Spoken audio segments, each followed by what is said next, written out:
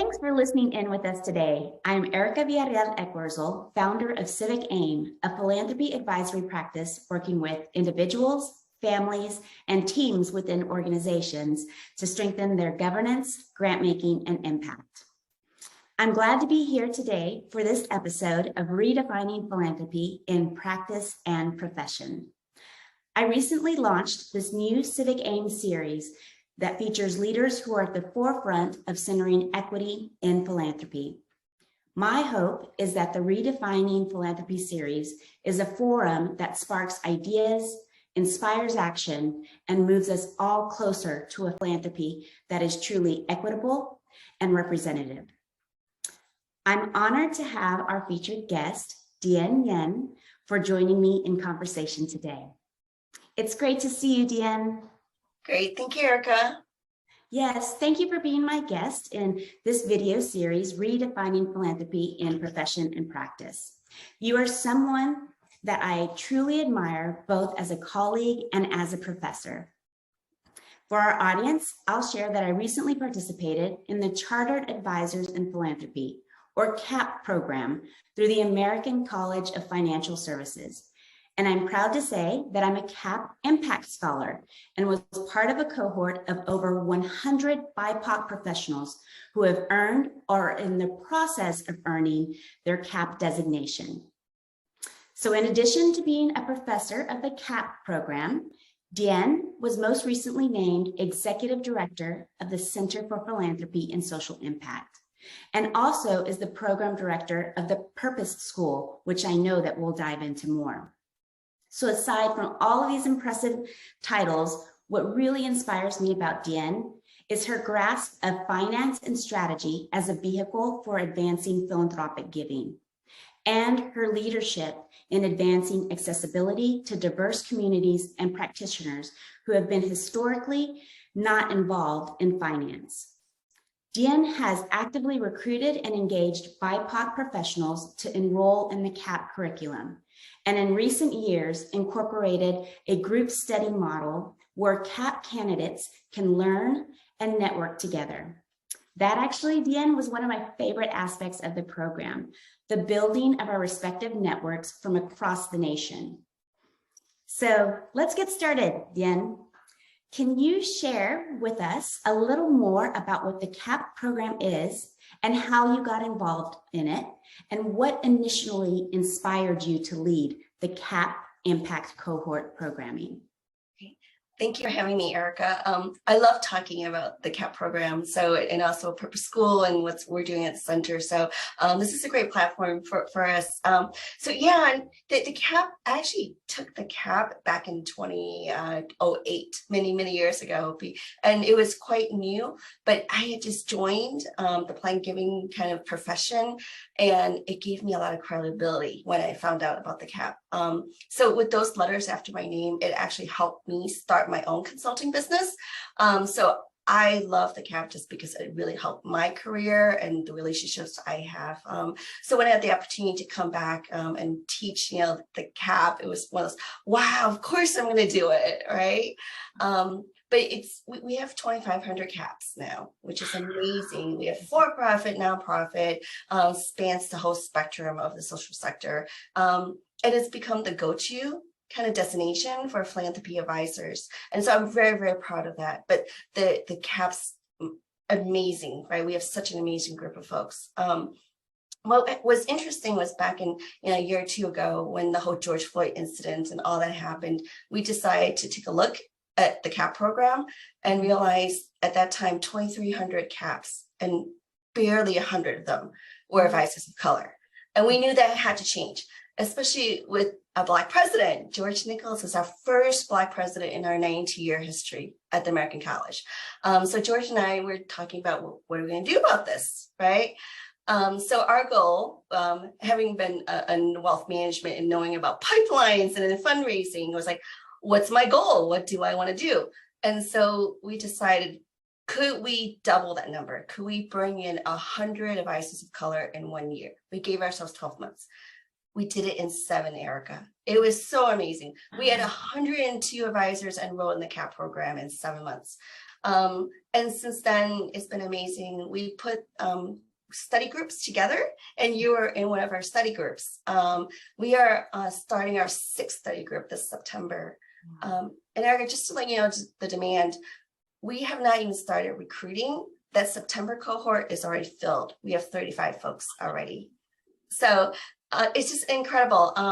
And so, but the study groups are amazing in itself, because CAP is online. It's 3 courses, and you could do it online. Most people take about 9 months to complete, but it really needs the application and the socialization part, right? You need to talk, it's philanthropy. We work in teams. So we need to work together, talk about these cases, talk about the issues, and really come together to help the donor or the client. And so the study group model is perfect for that. But I think what was amazing, at least from my finding, is that very few people get to come together, especially BIPOC advisors, right? Mm-hmm. And that beauty of putting them together and seeing the magic of the connections and the aha moments, and the like, you didn't need to say that, I already knew. That kind of feeling was amazing. And then I think that knowing that you're not the only one in the room matters a lot. So that whole study group for the advisors of color concept was amazing. And not only did they go through the CAP, many of them have graduated already. We're seeing them transition, right, into new jobs, higher paying jobs, new positions, promotions, and then also being placed on boards. So now they're in positions of power and influence. So yeah, just a very short amount of time, and we're already seeing this impact. So I can't wait to see what happens next. Absolutely. No, I'm super excited. I'm also honored to be a part of that pipeline. And 2 things: if you build it, we will come, and we will connect, and we will lift. And that has been definitely my experience in the CAP program. And also just, again, applaud your leadership and the American School of Financial Services vision to really invest both money as well as time to this effort. So, and you're exactly right. It's so exciting, because even now that we close the program, or at least my cohort, we're still cheering on one another. We're still, I think of Jilla, who is one of our colleagues. So she's opening up her own practice. And so she and I have been in communication. And I think it's really important, kind of that body of network expertise and just overall support, that we can do this together. Yeah, that's the part, Erica, I think that's amazing, is the togetherness. People have asked me, well, how do you recruit? Just like fundraising, right? We can't recruit donors of color. We can't recruit advisors, of color that work in the wealth management world. How did you recruit all these people? And I was like, just ask, right? So that's what we did. For our first cohort, we just asked 7 or 8 people, all my friends, I need you to come do this, and I need you to bring your friends. And that's how it's been this kind of, downhill or effect. It's been amazing. So that's why we're able to fill all these slots without a whole lot of work, right? It's just through word of mouth and networks. Awesome. And have a waiting list for the next cohort that comes in. That's fantastic. And the diversity, it's not just racial diversity, it's age and organizations they represent, and immigrants, and just single moms, and it's just been amazing. And studies have shown, right, I could tell you a lot of things, but you actually learn when you work with your peers. And so all we have to do at the college is just to create the platform and the space, and the magic happens, right? Awesome. Yes. Yeah. So for our listeners, please know that we will definitely share some links and about the CAP program, as well as some upcoming opportunities with different trainings and cohorts on that. So thank you. So now, Dien, let's talk about your professional path. So going back to a time when you first entered the field of finance and financial advising in philanthropy, what did that space look like and feel like to you? Erica, I think I have the typical story. Being an immigrant, refugee myself, I grew up in Michigan, went to law school, and that's where most plan giving directors end up, right? From law school to plan giving. Started my work at the American Cancer Society. That was my first nonprofit work as the plan giving director. And it was one of those, we would love to have you, but we don't know what it really is. So you're going to have to figure out how to build it yourself. And then that seems to be in my, like, the start of all my different careers is, come and build. But if you go to a lot of these plan giving councils, this was back in 2008, 2009. There were just not a whole lot of us to begin with, but there was not a whole lot of BIPOC folks in plan giving at the time. So I remember walking into the conference, the plan giving conference in Toledo, Ohio, and there's like 300 people in the room, and I would be the only one. And that's the only, not just the only Asian American, but really the only person of color, which is just so sad, right? Because we had so many nonprofits in the space. So that was kind of the beginning of my journey, and just knowing that after that, everywhere I went and every room I walked in, I knew already I was going to be the only one. So I accepted that fact, but was still a little bit angry at it because this is just not right. But when I came to the San Francisco Bay Area, where I live now, I started my work at the Asian Pacific Fund. So imagine the same week, Erica, of working with a all-white team, all-white donors. That's on Monday and Tuesday. And then by the time I got to the Bay Area on Friday, I was like, oh, look at this. The whole team at Asian Pacific Fund is all API, and I have all API donors, right? So that shift was like it took me a while to kind of grasp that. But it was just an amazing shift to have. What are your thoughts of seeing that in the field today, particularly as you are part of that pipeline development, kind of from the ground up? Yeah. I wish I'd say that a lot has happened and we've actually done great things and now it's much more diverse. Unfortunately, that's not the case, right? So in 2019, Charitable Gift Planners did a survey. 480 some people answered the question about racial identity.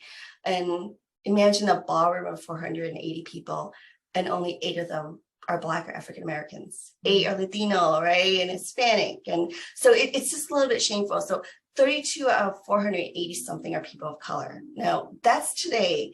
How can that be? That just doesn't make sense. So I think it's still very much the same. I still talk to people and I still see it myself. You walk in the room, still the only one. So that's why I think the work with CAP and the Advisors of Color is so important, because I promise people they'll never be the only one ever again to walk in this space by themselves. What would you say from other stakeholders in the ecosystem still needs to change, in your opinion? The foundational world hasn't changed much, right? And even funding to not just the API community, but for other communities, the Black communities, the Latino, Hispanic community hasn't changed. It's still like the 0.04, 0.01, or the, like less than 1% of funding goes to these communities. And then Holly Lee and her work with donors of color, same issue, right?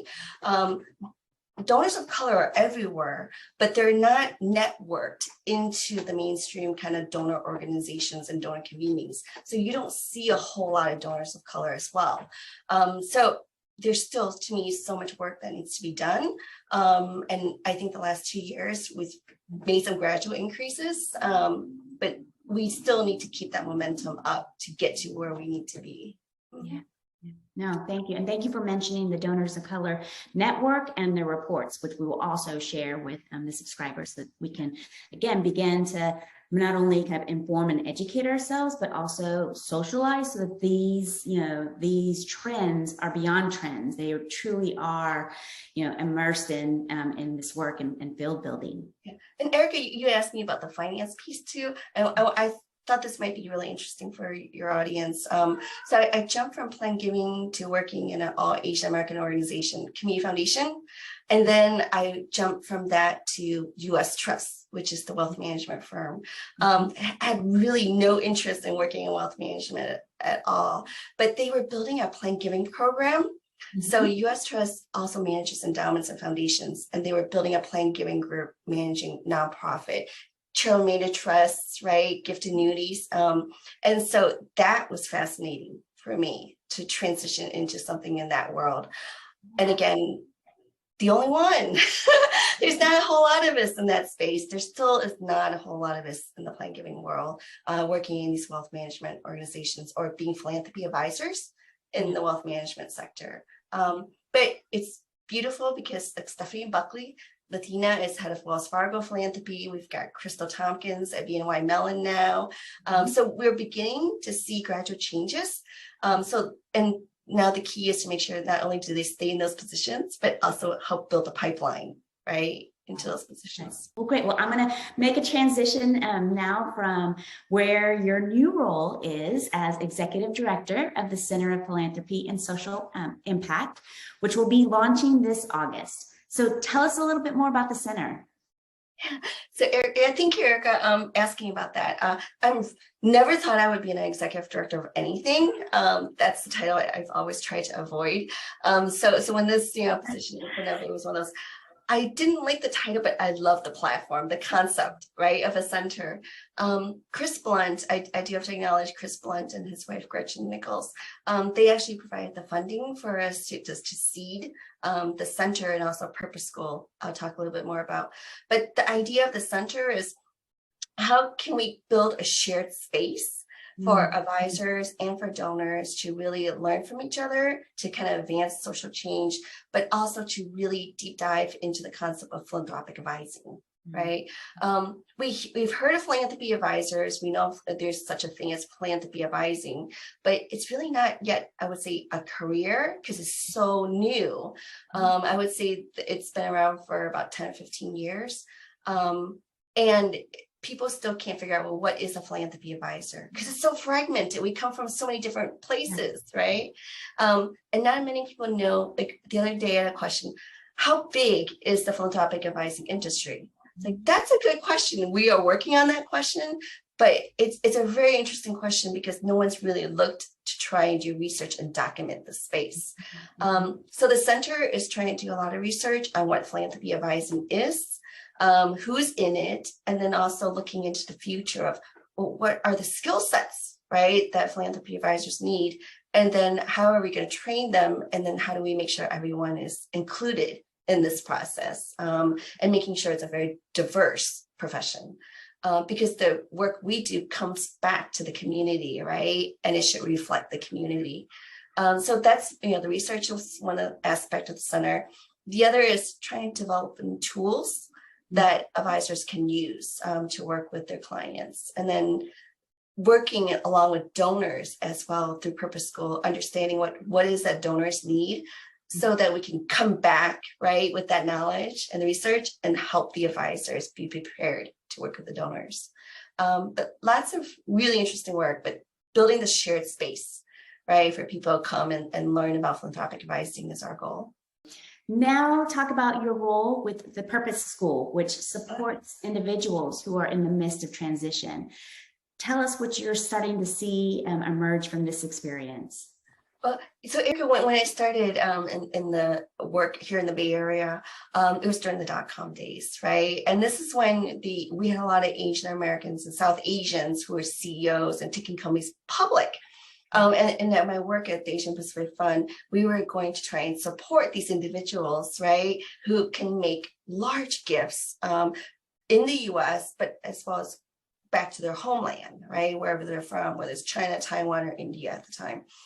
And what was amazing was that as they transition from kind of selling their company to like year 2 where they're committed, they have to stay, but then afterwards, like, what's next? Right? What happens? And that's why we have serial entrepreneurs. They do have the bug, but it's also because that's all they know. And then coming to the college, Chris Blunt, our kind of funder, was also asking the same question. As an executive, he's wondering, well, what do I do after I transition from executive XYZ to what? And so he had actually bought the domain name Retire with Impact. And then he challenged me and said, Dien, can you do something with this, right? I thought, that's perfect timing. So we started thinking about a program to help donors transition. And Erica, you know this, you work with small business owners, same issue. They do want to sell their business. They know it's time. They've got the documents ready, but they cannot sign because 20 years, this has been their life. What happens after that, right? Tomorrow, when they wake up the next day, they've already sold the business. What are they going to do with the next 30 or 40 years of their life? And so Purpose School kind of came out from the idea of helping folks who are in transition, whether it's job transition, family transition, divorce, empty nesters, right? Think about purpose and social impact.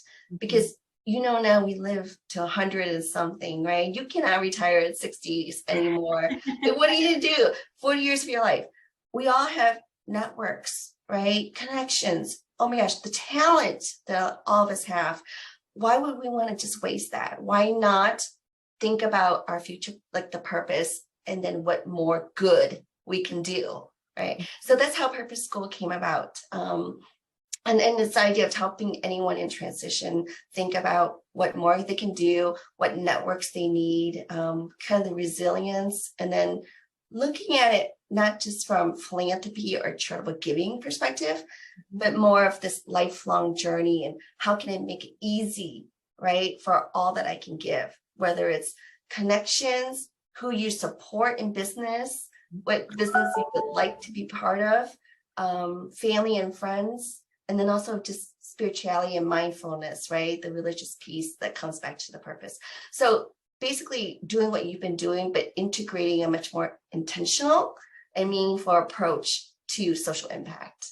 Yeah, no, I love that. I love the fact that, well, for one, that you were up to the challenge of your colleague and have created just this platform of connection, but also to me, what really comes out is the, and what we hear so much in philanthropy is the legacy and the learning components. What is my legacy? What can I still learn and contribute to? So, and that goes back to we talk about, Erica, I think we did in one of our sessions. We all heard of the 3 T's, like time, talent, treasure, right? But I know this will be your future question about redefining philanthropy. But one of the things that we try to include in our center's work is, what about the other T's? It's time, talent, treasure, and then you have your ties, testimony, and then in Purpose School we added the 6th one, which is truth, right? How your authentic self, how do you express that in the world through your impact? So yeah, you're exactly right. I think, and that's a big part of this redefining philanthropy, is that it is representative, that it is inclusive, and also comes from particularly BIPOC professionals and leaders, that it is of their lived experience and contributing that back into the work and efforts that we're engaged in. So, well, thank you. Well, as this will be broadcasted, if you had to give one piece of advice to practitioners of color entering the field of philanthropy or financial advising at this time, what would that be? Lots of ideas, Erica, but I do, and everyone knows this already, but few people practice this well, which is look for a mentor, look for a sponsor, right? And being kind of the Asian American woman growing up in the Midwest, I was 19 at the time, and that's when it really hit me, because I had to go and apply for law school, right? And so I realized I have no one to write me a reference letter, right? I can't ask my uncles and aunties and cousins, like that doesn't work. And that's when I realized I need to find mentors in this space, and especially people that would understand me and my work. So that intentionality has followed me in every single a career or a path that I've taken, is make sure you find a mentor in that space that you can talk to, and then also find a sponsor in the organization you're working with that can lift you up, right? The space that you can't be in, he's going to be in. Because I say he because it's usually all my mentors have been white and male, and older, and they are in those rooms where I'm not. But so they can say, Dien can do this, or put Dien on your team, right? So make sure you find a mentor, and it doesn't have to be in the same organization. I would say it's better if you find a mentor that's not, so you could talk about kind of issues and help you through work in your career, and then find somebody in the organization that could move you up and help you with their social capital. Yeah, no, thank you. I think that that is priceless information of not only finding, but also nurturing that mentor relationship that you have. And that to me is definitely a practice that I take, even 20 years within my professional career. And because again, and the programs like the CAP program have helped leverage and build as well as deepen those types of mentorships. And I think one thing that I would add, particularly for those professionals that maybe are mid-career, is also be a mentor. Be a mentor to those that, that are curious or that you see potential in, or that just ask, because again, it's always, it's that mentor relationship. It is dynamic. It is one that needs constant just nurturing and for purpose. And so thank you for sharing just how you utilize that practice in your own path.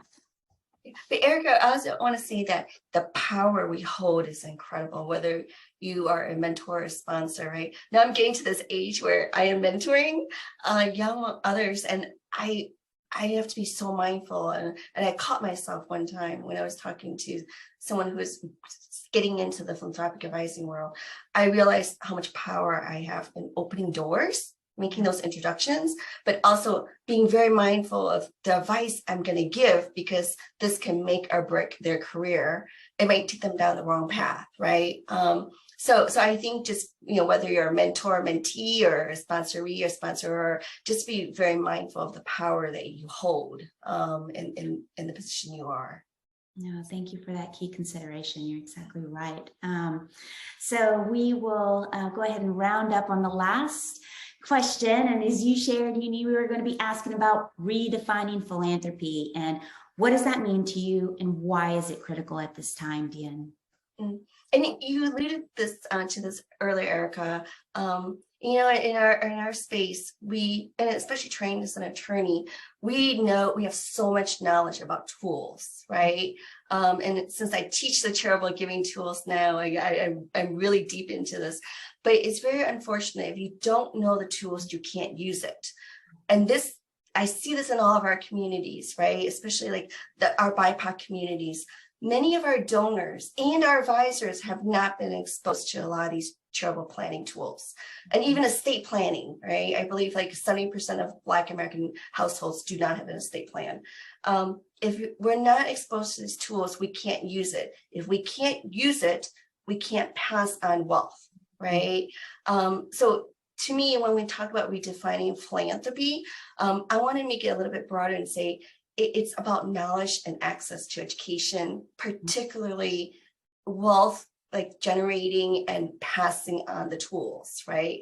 And in our work as philanthropy advisors, giving tools like the donor advised funds and the private foundations and charitable trusts, we need to know this, and we need to make sure we pass this on to other communities as well, because no one has told them that these things exist. Yeah. And if they don't know they exist, they can't use it. Right? Which means they can give back to the community in strategic or tax efficient ways where they could take care of themselves, their family, and their community. So I would like to say redefining philanthropy is, let's make sure all the people that we could talk to know these tools so that we can come take it back to the community that we represent. No, thank you. You're exactly right. Knowledge is power, and it can be purposeful. Well, thank you, Dien. It's been an honor to have this conversation with you. And I always come away from our conversations and even teachings, as you being my professor, feeling inspired and empowered in my role as a change agent and a continuous learner. And I know that your leadership vision is and will continue to redefine philanthropy. Yes. So for our listeners, I'll share some of the resources and links that Dien and I discuss. And if anybody wants to get in touch with Dien, also share that contact information for one of the upcoming impact cohorts. So thank you again for listening. And Dien, thank you for your time and expertise and sharing your journey. Thank you, Erica.